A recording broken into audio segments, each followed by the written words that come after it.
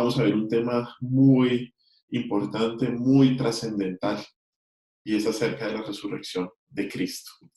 La resurrección de Cristo es uno de los pilares fundamentales de la fe. Por siglos se ha atacado de diferentes maneras.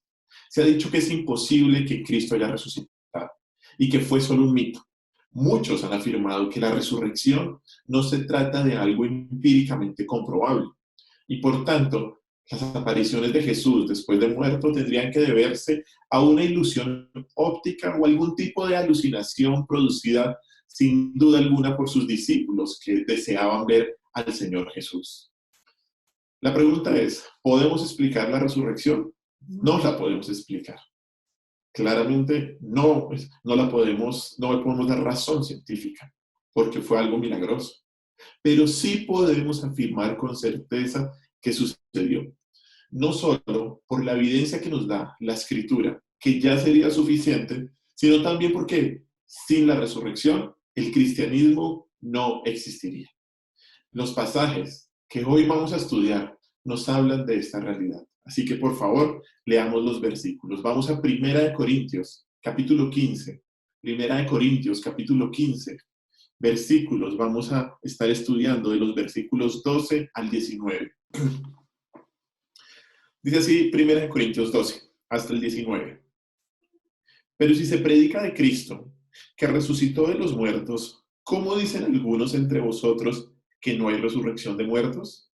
Porque si no hay resurrección de muertos, tampoco Cristo resucitó. Versículo 14.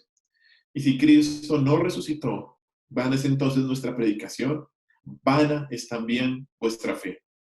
Y somos hallados falsos testigos de Dios, porque hemos testificado de Dios que Él resucitó a Cristo, al cual no resucitó, si en verdad los muertos no resucitan. Porque si los muertos no resucitan, tampoco Cristo resucitó. Y si Cristo no resucitó, vuestra fe es vana. Aún estáis en vuestros pecados. Entonces también los que durmieron en Cristo perecieron. Si en esta vida solamente esperamos en Cristo, somos los más dignos de conmiseración de todos los hombres. Este es el texto y damos gloria a Dios. Aquí la Escritura afirma que es imposible negar la resurrección de Cristo, ya que es el punto de partida de toda la creencia cristiana. En los versículos 12 y 13, Pablo revela el problema que había en la iglesia de Corinto, y es que era que algunos estaban negando la resurrección de los muertos. Miren una vez más los versículos 12 y 13.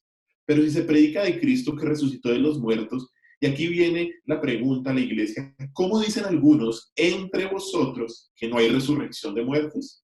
Porque si no hay resurrección de muertos, tampoco Cristo resucitó. Ahí Pablo nos está revelando el problema, la falsa creencia que estaba existiendo en la iglesia de Corinto. Y el problema es que esta mentira, por implicación, la mentira de la resurrección de los muertos, por implicación, negaba la resurrección de Cristo. Pablo afirma que negar la resurrección de los muertos de manera general es negar la resurrección de Jesús específicamente. Esta es una estrategia que los enemigos de la palabra siempre han utilizado para desacreditar alguna verdad del cristianismo. Pero la pregunta sería, ¿cómo se introdujo esta mentira a la iglesia? Una iglesia que había sido fundada por Pablo. La iglesia de Corinto fue fundada por Pablo en el segundo viaje misionero, más o menos en el 50 después de Cristo. La historia de la fundación de la iglesia de Corinto está en Hechos capítulo 18. Corinto era una ciudad conocida por su inmoralidad y este es un tema que Pablo trata constantemente en la epístola. Tal vez el único problema doctrinal de toda la carta es con respecto a la resurrección. Pero la resurrección de Jesucristo no era una doctrina que Pablo estuviera enseñando por primera vez en la iglesia de Corinto y por eso era extraño que se haya metido esta creencia en la iglesia. La doctrina de la resurrección fue predicada desde el mismo momento que inició la iglesia en el Nuevo Testamento. Vamos por un momento, por favor, a Hechos, capítulo 2, versículo 32. Hechos, capítulo 2, versículo 32. Y este es el primer sermón de la iglesia, que lo hace Pedro. Hechos 2:32. Miren lo que dice ahí. Dice, a este Jesús resucitó Dios, de lo cual todos nosotros somos testigos. Ahí es la conclusión del discurso de Pablo, de la predicación de Pablo, la primera predicación en el Nuevo Testamento. Y está diciendo que Cristo resucitó. De hecho, antes de llegar a Corinto, Pablo predica en Atenas sobre la resurrección. Miren más adelante, ahí en Hechos capítulo 17. Hechos capítulo 17, versículo 32. Hechos capítulo 17, versículo 32. Pablo está en Atenas. Pablo está predicando a los atenienses, que eran unos idólatras, que tenían muchos dioses. Y Pablo llega al final de su discurso y miren la conclusión que hacen las personas que estaban escuchando a Pablo. Dice así, Hechos capítulo 17, versículo 32. Pero cuando oyeron lo de la resurrección de los muertos, unos se burlaban y otros decían, ya te oiremos acerca de esto otra vez. Y así Pablo salió de medio de ellos. Después, en Hechos capítulo 18, seguramente muchas de sus Biblias las tienen, es cuando Pablo llega a Corinto y funda la iglesia. Entonces, la doctrina de la resurrección era una doctrina que se conocía, que no era la primera vez que los corintios estaban escuchando aquí en Hechos capítulo 15. Los corintios conocían esta enseñanza. La mentira de que no había resurrección vino de la filosofía griega, que aunque creían en la inmortalidad del alma, negaban la resurrección del cuerpo. El problema para la mentalidad griega se expresaba en dos preguntas que hay ahí en nuestro texto, en nuestro capítulo de estudio. Una vez más, por favor, sitúese en 1 Corintios capítulo 15. 1 Corintios capítulo 15, el versículo 35. Miren lo que dice ahí. Pero dirá alguno, ¿cómo resucitarán los muertos? ¿Con qué cuerpo vendrán? Esa era la pregunta. 1 Corintios 15, versículo 35. Esa era la pregunta que los griegos, que los cristianos griegos de la iglesia de Corinto no podían entender. ¿Cómo resucitan los muertos? ¿Con qué tipo de cuerpo vendrán? Por ello, en el versículo 12 y 13, Pablo contradice de inmediato la idea errónea de los corintios, quienes creían que Dios resucita el alma, pero no el cuerpo. Si alguien sostiene solamente la resurrección espiritual del alma, pero niega la resurrección corporal, surge la conclusión inevitable que el cuerpo de Cristo todavía está en la tumba. Por ello, todo el capítulo 15, Pablo trata solamente un tema y es la resurrección. Y Pablo hace una defensa vehemente de la resurrección de Cristo y de los muertos. Este capítulo 15 es el capítulo más largo de toda la epístola de Primera de Corintios. Es el capítulo más largo y muestra la centralidad de la doctrina de la resurrección para el creyente. Luego que Pablo menciona en los versículos 12 y 13 lo absurdo de no creer en la resurrección, en el versículo 14 se declaran las terribles consecuencias si la resurrección de Cristo no es cierta. Miren ahí, 1 Corintios 15, 14. Y si Cristo no resucitó, vana es entonces nuestra predicación y vana es también vuestra fe. Ahí se declaran dos terribles consecuencias de no ser cierta la resurrección. Si la resurrección de Cristo no es verdad, tanto la predicación como la fe son vanas. Esa palabra vana significa sin fundamento, significa algo que no tiene contenido, algo que es vacío. Y tal vez esto puede ser exagerado. Tal vez algunos se podrían preguntar, pero ¿será que no se puede negar la resurrección y sin embargo seguir teniendo fe en Cristo y creyendo en su mensaje? ¿No será posible esto? La respuesta, mis hermanos, es un no contundente. Es absurdo negar la resurrección, ya que al hacerlo se negaría toda la estructura de la predicación cristiana y de la fe. Estos dos argumentos son los que ahora Pablo va a desarrollar en el resto de esta sección, hasta el versículo 19. Las implicaciones de negar la resurrección para la predicación están en los versículos 15 al 16, y las implicaciones para la fe, de negar la resurrección para la fe, Están en los versículos 17 y 18. El versículo 19 hace una conclusión de todo el argumento. Así que vamos a ver dos puntos de por qué si Cristo no resucitó, vana es en primer lugar nuestra predicación y en segundo lugar vana es nuestra fe. Leamos una vez más versículos 15 y 16. Dice así, con respecto a lo que, a que sería vana la predicación. Dice versículo 15, y somos hallados falsos testigos de Dios, porque hemos testificado de Dios que Él resucitó a Cristo, al cual no resucitó, si en verdad los muertos no resucitan. Porque si los muertos no resucitan, tampoco Cristo resucitó. La primera consecuencia nefasta, al negar la resurrección de Cristo, es que la predicación sería vana. Y no se trata solamente del acto de predicar que hacemos los pastores en la iglesia domingo a domingo. Claro que esto sería vano, pero las implicaciones son mucho más trascendentales y dañinas. Pablo afirma aquí en el versículo 15, y por favor mire su Biblia, que si la resurrección es falsa, Pablo y sus compañeros serían unos impostores de la peor calaña. Serían calificados, dice ahí, como falsos testigos de Dios, falsos testigos que esparcen mentiras y que engañan a la gente. Ellos estarían dando un testimonio inexistente acerca de Dios. Mire lo que dice el texto, dice, ¿somos falsos testigos de quién? De Dios. Esta frase, falsos testigos de Dios, quiere decir que Pablo y sus colaboradores estarían hablando mentiras acerca de lo que Dios ha hecho en Cristo.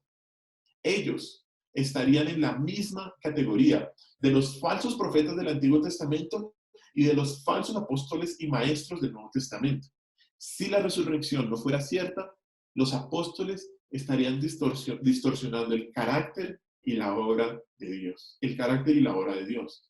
Pero, debido a que Pablo y los apóstoles han predicado la verdad, por eso es que después en el texto dice, porque hemos testificado de Dios que Él resucitó a Cristo. Ahí en el versículo 15. Dice, Él con toda contundencia, hemos testificado a Dios que Él resucitó a Cristo.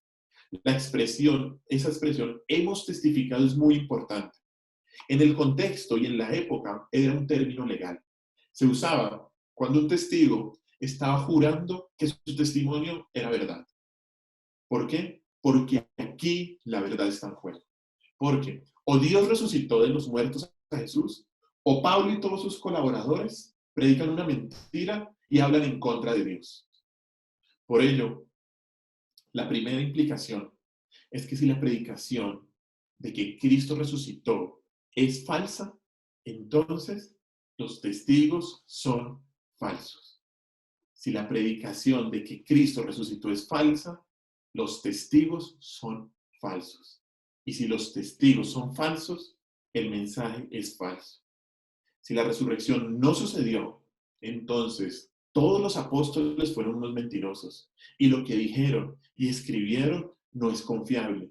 Y los testigos enumerados al principio de este capítulo son testigos falsos, incluido Pablo. Miren lo que dice ahí, 1 Corintios 15, del 3 al 8. Dice así, está hablando Pablo, porque primeramente os he enseñado lo que asimismo recibí, que Cristo murió por nuestros pecados conforme a las Escrituras, y que fue sepultado, y que resucitó al tercer día conforme a las Escrituras, y que apareció a Cefas y después a los 12. Después apareció a más de 500 hermanos a la vez, de los cuales muchos viven aún y otros ya duermen. Después apareció a Jacobo, después a todos los apóstoles, y al último de todos, como un abortivo, me apareció a mí. ¿Qué nos está diciendo este texto? Si Cristo no ha resucitado, la predicación de Pablo sería un testimonio corrompido con respecto a Dios. Todos estos testigos que él enumera serían unos mentirosos. Pero hay algo que debemos saber, mis hermanos, que es muy importante. Y debemos saber que los apóstoles del Nuevo Testamento y todos los hombres de Dios en la Escritura, en los cuales Dios reveló su palabra, no fueron solo predicadores de un mensaje, no solo fueron predicadores de unos ideales éticos. Ellos eran hombres que daban testimonio de algo que vieron y de algo que experimentaron. Y para demostrar esto quiero llevarlos a Primera de Juan, ahí casi llegando al final de la Biblia. Primera de Juan, capítulo 1, versículos del 1 al 3. Primera de Juan, capítulo 1, versículos del 1 al 3. Dice Juan, el apóstol amado, lo que era desde el principio, lo que hemos, ¿qué? Oído, lo que hemos visto con nuestros ojos, lo que hemos contemplado y palparon nuestras manos tocante al verbo de vida. ¿Quién es el verbo de vida? Cristo. Versículo 2, porque la vida fue manifestada y la hemos visto y testificamos y os anunciamos la vida eterna, la cual estaba con el Padre y se nos manifestó. Versículo 3, lo que hemos visto y oído, eso os anunciamos para que también vosotros tengáis comunión con nosotros y nuestra comunión verdaderamente es con el Padre y con su Hijo Jesucristo. Los predicadores del Nuevo Testamento, del Antiguo Testamento, predicaron de algo que vieron y experimentaron. Los predicadores no solo dieron un mensaje de parte de Dios, dieron un mensaje del cual habían sido testigos.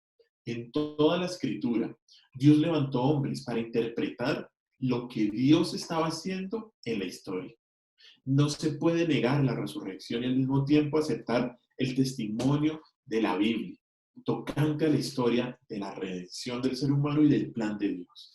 Esa es la primera implicación. La segunda implicación es que si el mensaje de que Cristo resucitó es falso, entonces la predicación de Cristo mismo sería falsa. Si el mensaje de que Cristo resucitó es falso, entonces la predicación de Cristo mismo sería falsa. Si Cristo terminó en una tumba, sería vana su propia predicación. Si Cristo terminó en la sepultura, sería vano todo lo que dijo, todo lo que él proclamó en su ministerio terrenal. El contenido de su enseñanza no sería más que palabras vacías. Por ejemplo, y lo sabemos, él enseñó de su propia resurrección. Acompáñame al Evangelio de Marcos. Cristo enseñó de su propia resurrección. Marcos capítulo 8. Marcos capítulo 8, versículo 31. Marcos capítulo 8, versículo 31. Dice ahí Marcos capítulo 8, versículo 31. Dice así, y comenzó a enseñarles que le era necesario al Hijo del Hombre padecer mucho y ser desechado por los ancianos, por los principales sacerdotes y por los escribas, y ser muerto y resucitar después de ¿qué? 3 días. Mire más adelante, Marcos capítulo 9, versículo 31. Marcos capítulo 9, versículo 31. Dice así, porque enseñaba a sus discípulos y les decía, el Hijo del Hombre será entregado en manos de hombres y le matarán, pero después de muerto resucitará ¿qué? Al tercer día. Si Cristo no resucitó, esto no sería cierto. Pero además, si Cristo no resucitó, el mensaje central de Cristo tampoco sería verdadero. Y el mensaje central de Cristo fue el reino de Dios y su establecimiento aquí en la tierra. Esta esperanza del establecimiento del reino de Dios no solo fue el tema central de la proclamación de Jesús. Cristo dijo, arrepentidos porque el reino de Dios ha llegado. Pero además, este tema central, el reino de Dios, es el tema central de los profetas del Antiguo Testamento. De hecho, es el tema unificador de toda la Biblia. Es Dios, es Cristo queriendo establecer su reino en la tierra. Pero si Jesús ha muerto, se niega todo su mensaje. Si ha muerto, no puede venir en su reino. Si Él ha muerto, las enseñanzas concernientes de Jesús acerca de la presencia del reino y acerca de sus bendiciones serían también pura ilusión. Si Jesús ha muerto, y esta es la última implicación, la confesión central, la predicación central de la iglesia primitiva de Jesús como Señor, tampoco es verdadera. La principal predicación de la iglesia no fue el carácter de Jesús como Salvador, sino como Señor. En las páginas del Nuevo Testamento, de Hechos hasta Apocalipsis, ¿qué es lo que va a presentar la iglesia y los apóstoles? Van a presentar la figura central de que Cristo es ¿qué? Es Señor. Cristo es el Curios en griego. Y eso es lo que estaba tratando de mostrar la iglesia del Nuevo Testamento. Miren dos versículos, por favor. El primero está en Hechos capítulo 2. Hechos capítulo 2. Hechos capítulo 2, versículo 36. Dice así. Sepa pues ciertísimamente toda la casa de Israel que a este Jesús, a quien vosotros crucificasteis, Dios le ha hecho ¿qué? Señor y Cristo.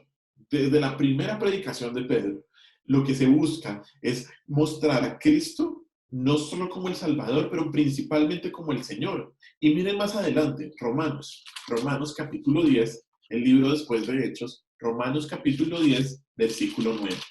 Romanos capítulo 10, versículo 9. ¿Qué es lo que dice ahí? Romanos 10, 9, un versículo que lo conocemos. Que si confesares con tu boca que Jesús es ¿quién? El Señor. Que si Jesús es el Señor y creyeres en tu corazón que Dios le levantó de los muertos, serás ¿qué? Salvo. La principal confesión de la iglesia es que Jesús es el Señor. Pero si el cuerpo de Cristo se corrompió en una tumba en Israel, no puede ser el Señor exaltado. No puede ser el vencedor de sus enemigos y no puede destruir al último enemigo, la muerte, porque la muerte lo habría vencido a él, lo habría destruido a él. La profesión de Cristo, la profesión cristiana de fe en el señorío de Cristo sería un eco falso si la resurrección es una mentira. Por lo tanto, al negar la resurrección, no solo se afirma que la predicación es vana y mentirosa, sino que también podríamos concluir que toda la escritura es hallada falsa. Si somos falsos testigos de Dios, la escritura no es verdad, mis hermanos. La escritura no sería verdad. Pero la resurrección de Cristo fue verdad.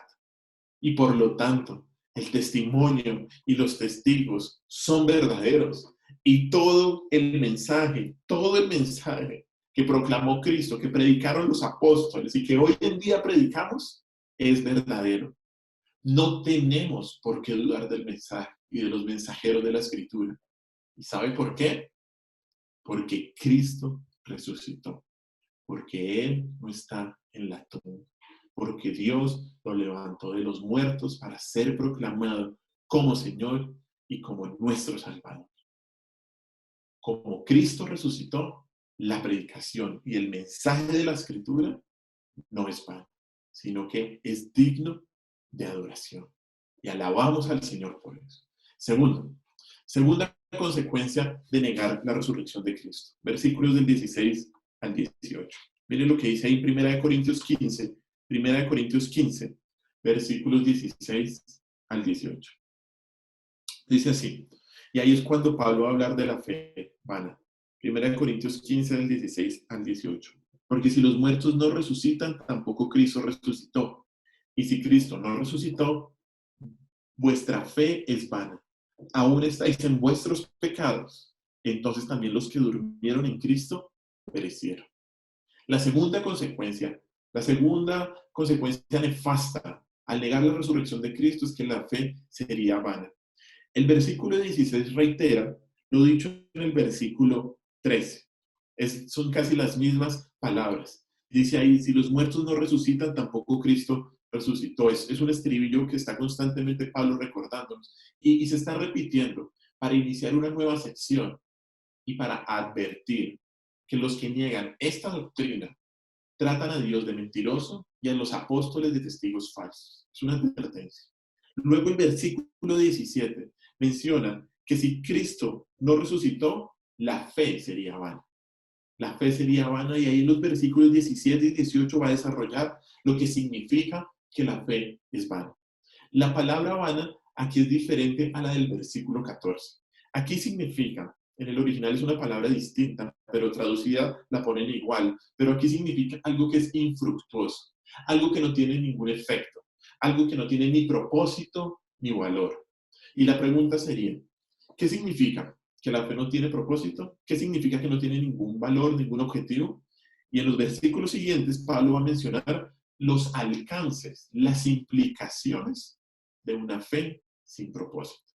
Y primero, una fe es sin propósito, una fe es vana si no hay justificación de pecados. Una fe es sin propósito, esa es la primera implicación, una fe es vana si no hay justificación de pecados. Miren ahí el versículo 17, dice ahí, y si Cristo no resucitó, vuestra fe es vana, aún estáis en vuestros pecados, aún estáis en vuestros pecados. Esta frase significa que si la resurrección de Cristo, su muerte, no tiene ningún efecto liberador en relación con el pecado humano, no tiene ningún efecto liberador en cuanto a una liberación del pecado humano. Si Cristo no resucitó de la tumba, está muerto. Y un Cristo muerto no es capaz de justificar a los creyentes. Lo cual quiere decir que los creyentes, ¿qué? Que los creyentes permanecen en sus pecados. Y usted se podría preguntar, bueno, ¿cómo es posible esto? ¿No es la muerte de Cristo la que expió nuestros pecados? ¿No es eficaz su muerte sin la resurrección? Miremos lo que dice Romanos, capítulo 4, versículo 25. Romanos 4, 25. Dice así: Cristo, está hablando de Cristo, el cual fue entregado por nuestras transgresiones y resucitado, ¿para qué? Para nuestra justificación. Claramente el versículo lo dice, que Cristo fue resucitado para nuestra justificación. La justificación por la fe es uno de los uno de los temas más importantes de la Escritura. Justificación significa absolución. Significa declarar justo a alguien y presupone y anticipa un juicio final en que todos los hombres comparecerán ante Dios para ser juzgados. En este juicio habrá dos resultados: absuelto o condenado, justificado o castigado. La Biblia enseña que a causa de la muerte de Cristo, los pecadores que creen en Él ya han sido justificados. Eso nos lo enseña la palabra de Dios también. Miren allá atrás, Romanos capítulo 3. Romanos capítulo 3 enseña que los pecadores que creen en Él ya han sido justificados por su muerte. Romanos capítulo 3, versículos del 21 al 26. Romanos 3, 21 al 26 dice así: Pero ahora, aparte de la ley, se ha manifestado la justicia de Dios, testificada por la ley y por los profetas. La justicia de Dios por medio de la fe en Jesucristo para todos los que creen en Él, porque no hay diferencia. Por cuanto todos pecaron y están destituidos de la gloria de Dios, siendo justificados gratuitamente por su gracia mediante la redención que es en Cristo Jesús, a quien Dios puso como propiciación por medio de la fe en su sangre para manifestar su justicia a causa de haber pasado por alto en su paciencia los pecados pasados, con la mira de manifestar en este tiempo su justicia, a fin de que Él sea el justo y el que justifica al que es de la fe de Jesús. Ahí nos está hablando que la muerte de Cristo justificó al creyente. Pero, y por eso es tan importante que estudiemos esto, la justificación no solo es un evento que mira al pasado, no. La justificación también mira hacia el futuro, y por eso su relación con la resurrección. Por eso su relación con la resurrección de Cristo. Miren ahí otro versículo, Romanos 5, Romanos capítulo 5, versículo 19. Romanos capítulo 5, versículo 19. Muy importante este versículo, dice así, 5:19. Porque así como por la desobediencia de un hombre, los muchos fueron constituidos pecadores, así también por la obediencia de uno, los muchos que serán constituidos justos. Aquí nos está hablando de que la justificación vendrá ¿cuándo? En un futuro, en un futuro. ¿Por qué? Porque es en el juicio futuro, cuando Dios pronunciará el veredicto final de justicia sobre muchos, que en ese momento Dios nos dirá totalmente son justificados. Ya somos justificados por lo que hizo el Señor en la cruz, por su muerte, pero seremos justificados en ese juicio final. Pablo, y es una doctrina que conocemos, Pablo dice que aún los creyentes vamos a comparecer ante el tribunal de Dios. Todos estaremos en ese tribunal de Dios. Y aquellos que fueron justificados por su muerte, aquellos que creyeron en la muerte de Cristo y en la resurrección para el perdón de pecados, que lo tienen a Él como Señor, se les declarará eso en el futuro, que serán ¿qué? Justos. La justificación de la cruz es sencillamente un anuncio previo de la absolución en el futuro juicio. Y si Cristo no ha resucitado para defender a su pueblo en el juicio futuro, toda la doctrina de la justificación solamente es un producto de la imaginación de los apóstoles. Si Cristo no resucitó, no nos va a poder defender en el futuro. No podría defendernos porque está en una tumba. Pero Cristo resucitó.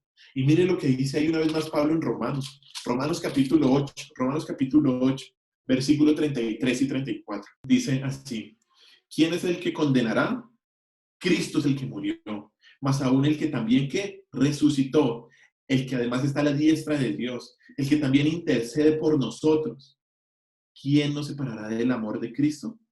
Nadie, nadie. Eso es lo que nos está diciendo la palabra de Dios, mis hermanos. ¿Cristo es quién? Cristo es el que intercede por el creyente. No hay voz que pueda apagar la voz de Cristo cuando Él defiende. Pero no se trata solamente de que Jesús murió, sino que fue resucitado de los muertos y que vive para interceder ante Dios por los creyentes. Ahí lo dice.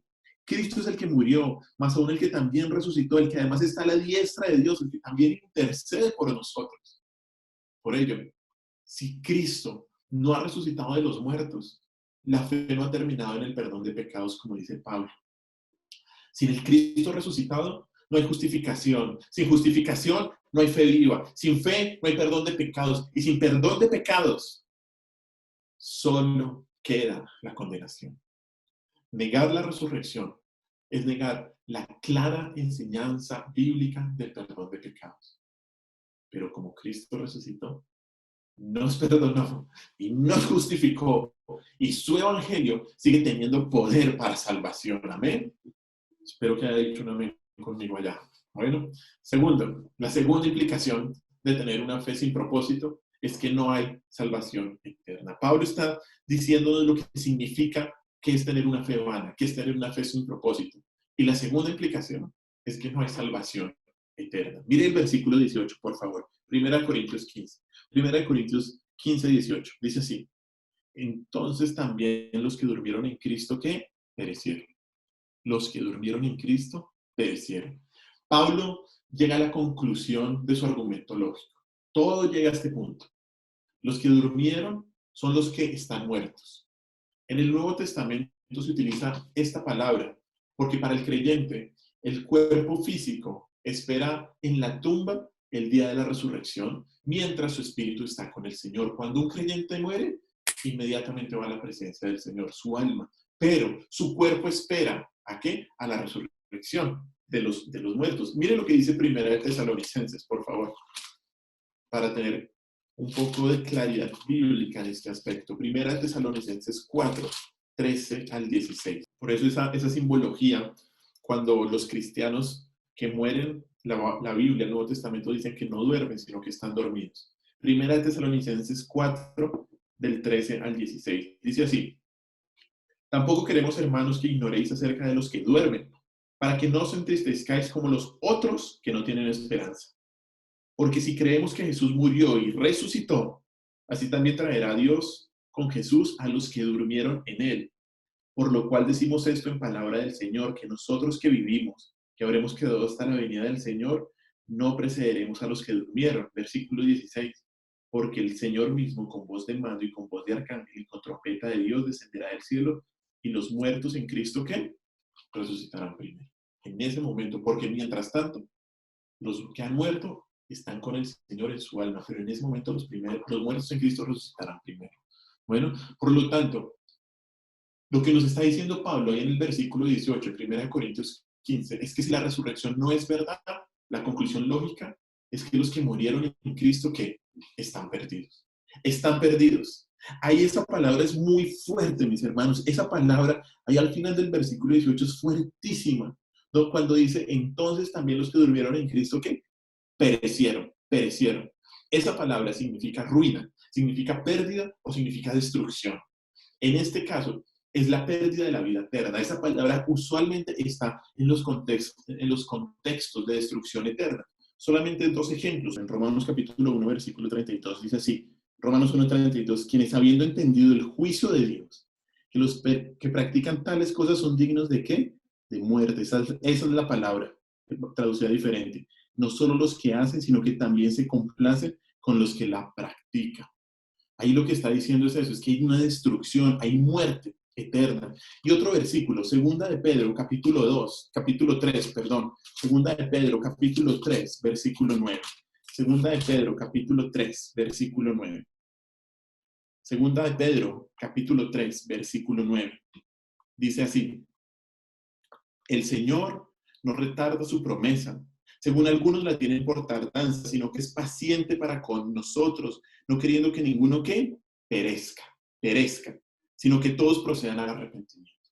Cuando vemos esa palabra y cuando Pablo dice ahí en 1 Corintios 15, 18, que los que durmieron entonces perecieron, significa que entonces los que durmieron están condenados.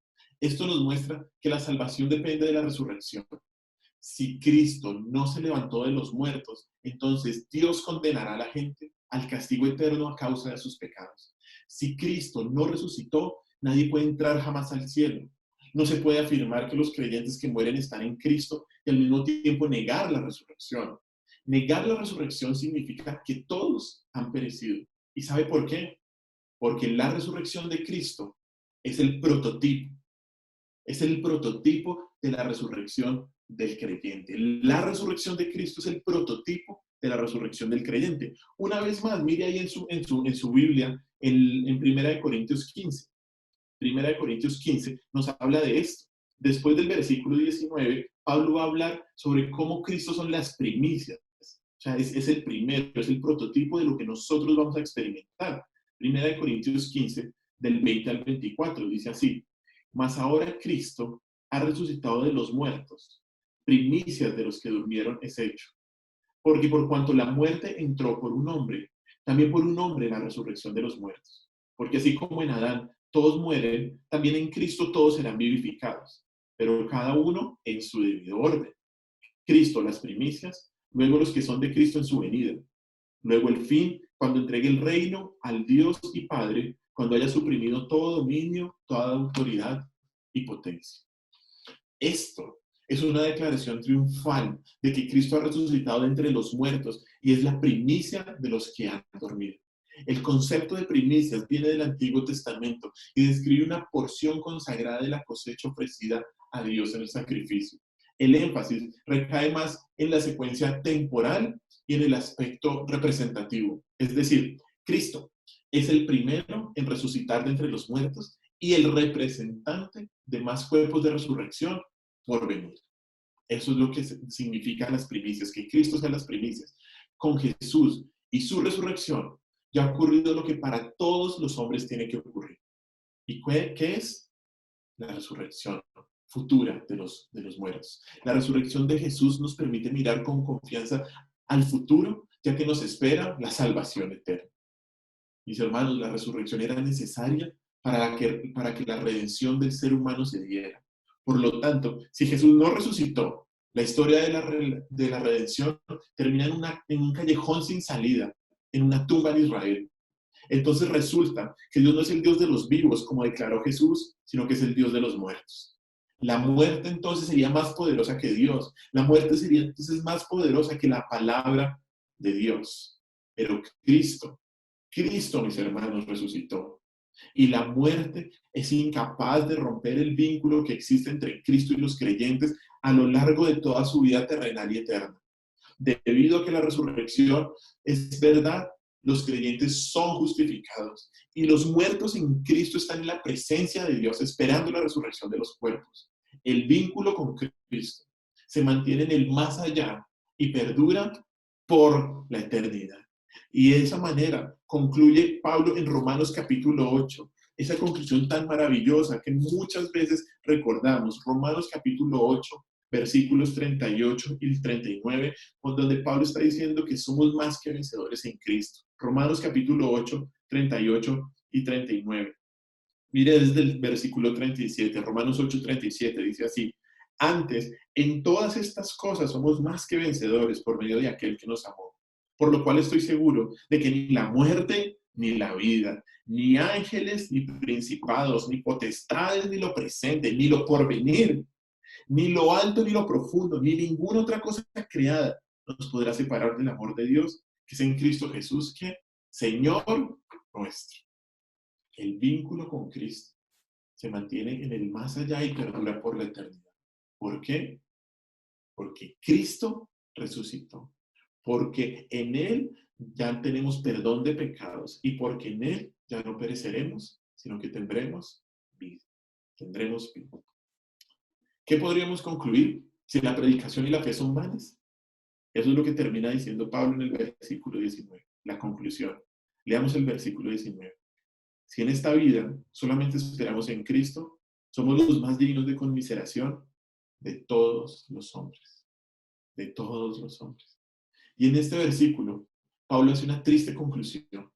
Si la predicación y la fe son vanas, debido a que la resurrección no es cierta. Y ahí la frase con la que empieza, que dice, si en esta vida solamente esperamos en Cristo, quiere decir que si la esperanza del creyente en Cristo solo es para esta vida y por consiguiente no para la eternidad, debemos ser considerados los más dignos de lástima, los más dignos de conmiseración. Esto significaría que nuestra relación con Cristo cesa cuando la muerte termina en nuestra vida física y carecemos de la esperanza de la resurrección. El punto de Pablo no es que no hay beneficios presentes en la vida cristiana ahora, sino más bien que la vida cristiana es plena solo si se basa en la verdad y se ordena en el cumplimiento final de las promesas de Dios en el futuro eterno. De eso se trata la vida cristiana. No de esta vida, sino de mirar el cumplimiento final de las promesas de Dios en el futuro eterno.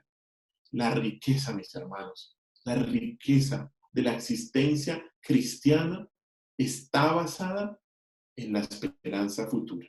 Está basada en la esperanza futura. Filipenses capítulo 3, versículos 20 al 21. Dice así: mas nuestra ciudadanía está en los cielos, de donde también esperamos al Salvador, al Señor Jesucristo, el cual transformará el cuerpo de la humillación nuestra para que sea semejante al cuerpo de la gloria suya, por el poder con el cual puede también sujetar a sí mismo todas las cosas. ¿Dónde está tu ciudadanía? No está acá, está en los cielos. Nuestra ciudadanía no es terrenal, sino celestial. La vida del creyente tiene valor porque sabe que su mejor vida le espera cuando muera. El cristiano debe saber que su mejor vida no es ahora, porque si su mejor vida fuera ahora, seríamos los más dignos de conmiseración. La Escritura constantemente nos enseña que nuestra existencia tiene valor porque nuestra esperanza está basada en el futuro de Dios. Otro texto, Primera de Pedro, capítulo 1, versículos del 3 al 5. Primera de Pedro, capítulo 1, versículos del 3 al 5. Primera de Pedro, capítulo 1, versículo 3.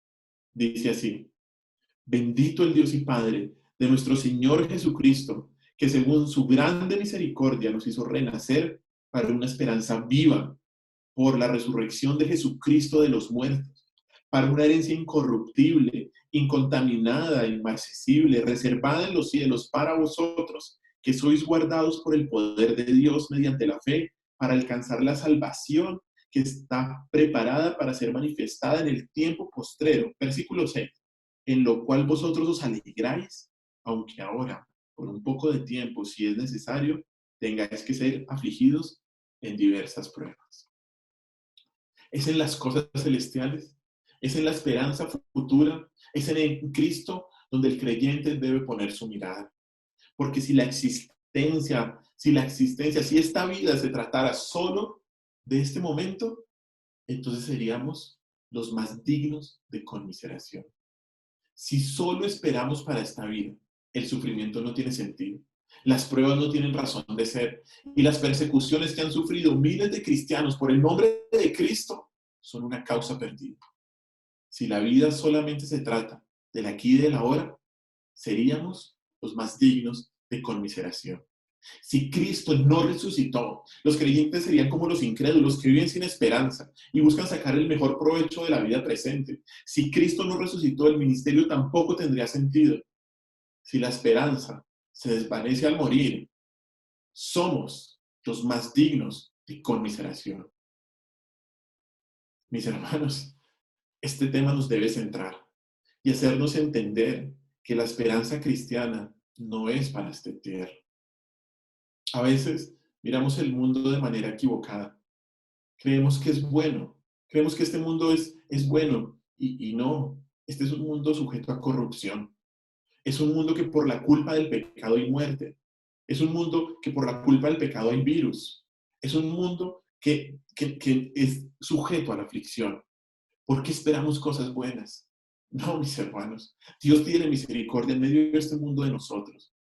Pero no podemos esperar nada bueno de esta existencia. Debemos vivir confiados en Dios, en que Dios está con nosotros, en que Dios nos provee, en que si no fuera por Dios esto no tendría sentido. Pero el creyente, no importa la condición en la que se encuentre, no importa las pruebas que enfrente, no importa el sufrimiento que soberanamente Dios permita, debe honrar a Cristo en esta vida, porque sabe que en la eternidad se encontrará con Él y ya no habrá más sufrimiento y ya no habrá más dolor. Un texto final, Apocalipsis 21, versículos del 1 al 4. Apocalipsis 21, versículos del 1 al 4. Y esta es la maravillosa conclusión de la historia de la eternidad. Apocalipsis 21, del 1 al 4. Vi un cielo nuevo y una tierra nueva, porque el primer cielo y la primera tierra pasaron. Esto va a pasar. Y el mar ya no existía más. Y yo, Juan, vi la santa ciudad, la nueva Jerusalén, descender del cielo de Dios, dispuesta como una esposa ataviada para su marido. Y oí una gran voz del cielo que decía: He aquí el tabernáculo de Dios con los hombres, y Él morará con ellos, y ellos serán su pueblo, y Dios mismo estará con ellos como su Dios. Versículo 4. Enjugará Dios toda lágrima de los ojos de ellos, y ya no habrá muerte, ni habrá más llanto, ni clamor, ni dolor, porque las primeras cosas pasaron. Y mira el versículo 5. Y el que estaba sentado en el trono dijo: He aquí yo hago nuevas todas las cosas. Y me dijo: escribe, porque estas palabras son fieles y verdaderas. Así concluye la historia. Y así debemos verla. ¿Sabe qué? No somos los más dignos de conmiseración, sino todo lo contrario. Somos dignos de envidia, porque nuestra esperanza está en el futuro con Cristo después de la muerte. Gloria a Dios, gloria a Dios. Cristo resucitó, Cristo vive y vendrá por nosotros. La resurrección de Cristo no fue simplemente un evento milagroso, mis hermanos. La resurrección es el lente por el cual interpretar las Escrituras. Podemos decir entonces que como Cristo resucitó, entonces la predicación del Evangelio es cierta y la fe en Cristo es verdadera y está llena de esperanza. Cristo resucitó. Él es el Hijo de Dios. Él es Señor y Él es el Cristo. Él pronto regresará y salvará a aquellos que confiaron en Él. Gloria a Dios, gloria a Cristo, porque Él resucitó. Oremos. Padre, gracias por tu palabra, porque tu palabra es verdadera. Porque la predicación y el mensaje no es vano. Gracias, mi Señor Jesús, porque es por esta palabra que entendemos que Cristo resucitó. Gracias porque nuestra fe tiene propósito, porque nuestra fe tiene sentido, porque tú has perdonado nuestros pecados y darás el veredicto final en el juicio al final de los días. Gracias, mi Señor, porque como tú resucitaste, la predicación y el mensaje del Evangelio no es vano. Gracias, mi Señor Jesús, porque tú resucitaste. Ya no estamos en nuestros pecados. Ya no pereceremos, porque aquellos que murieron en ti, mi Señor Jesús, están contigo. Te alabamos y te bendecimos. Ayúdanos, Señor, a tener esta perspectiva eterna de esta vida. Ayúdanos a entender en estos momentos que vive la humanidad de prueba, que tú venciste a la muerte y que lo mejor está por venir. Te alabamos y te bendecimos, Señor. Toda la gloria y toda la honra sean para ti. En tu nombre, mi Señor Jesús, hemos orado. Amén.